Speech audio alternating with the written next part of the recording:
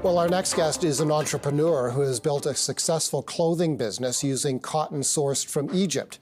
It began with the goal of creating the perfect T-shirt and now includes stores in Canada and the US and plans to expand into Europe. Part of the company's mission is to help small communities in Egypt.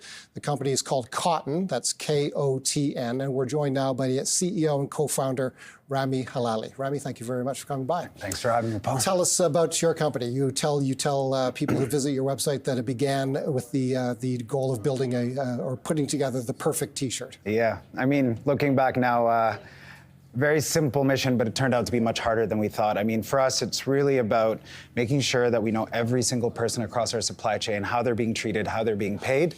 My background's Egyptian, so we got started in Egypt. Obviously, Egyptian cotton had a reputation. I had no idea what it really meant, but kind of quit my job, spent 6-8 months in Egypt understanding the craft, understanding the farmer's struggle, and then we do everything in Egypt within a couple hundred kilometers, really making sure everyone's being paid fairly, and then we reinvest in those communities again. We built 21 schools to date.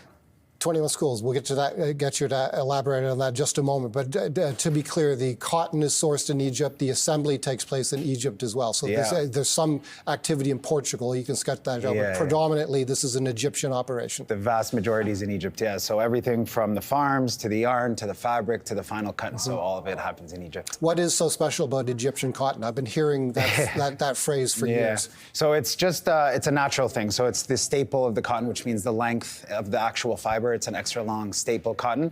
So it just means it's naturally the best. Just like cognac can only be made in Cognac or champagne in Champagne, you know, the soil, the salinity in the air, the Mediterranean, the temperature just creates a very, very beautiful natural fiber, and that's kind of our namesake. How big is the cotton industry in Egypt? How significant an export is it? It used to be much bigger. I think briefly, Egypt in the 60s went communist, and a lot of the big swaths of land were broken up. So we've had an issue of central planning with agriculture for some time. So we saw a big decline as a percent of exports for a long time in Egypt. But over the last 5 years, it's slowly been growing again, but it isn't what it used to be there.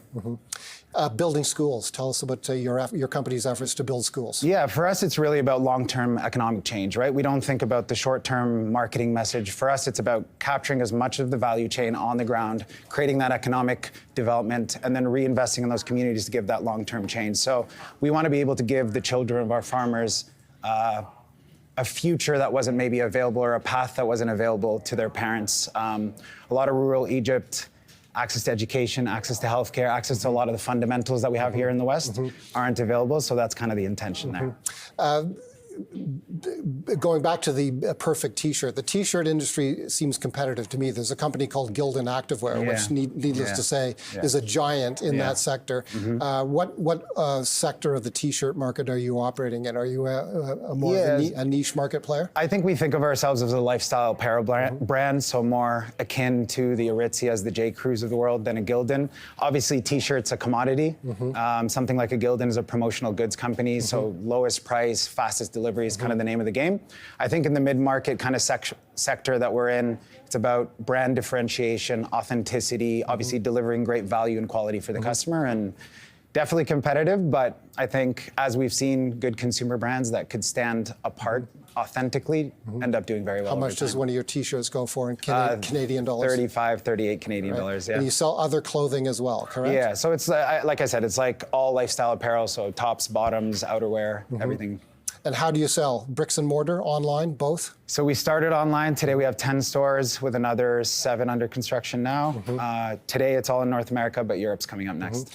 How have you financed your growth? So we have, for many years, it was all bootstrapped and self-funded. We do have some external investors, but for the most part, it's been a bit of a mix. But mostly family offices has been the focus. And where do you want to take it from here?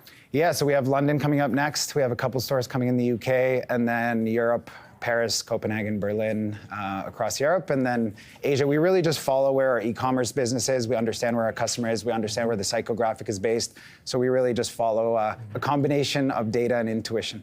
Who's the typical cotton consumer? Yeah, so I think the demographic is kind of 28 to 33 major cities across the world. But I think it's, with a lot of brands today, it's really around the psychographics. I think the demographic I just explained to you exists in multiple pockets across each city, but for us, it's really creative leaning folks in the music industry, advertising industry, creative services industry. That's kind of our core customer base. You refer to that as psychographics, do you? Yeah, I think like a demographic is what we know. A psychographic is kind of a group of people who think similarly, who act similarly, yeah. Okay. Thank you very much for telling us an interesting story. Of course, thank you so much.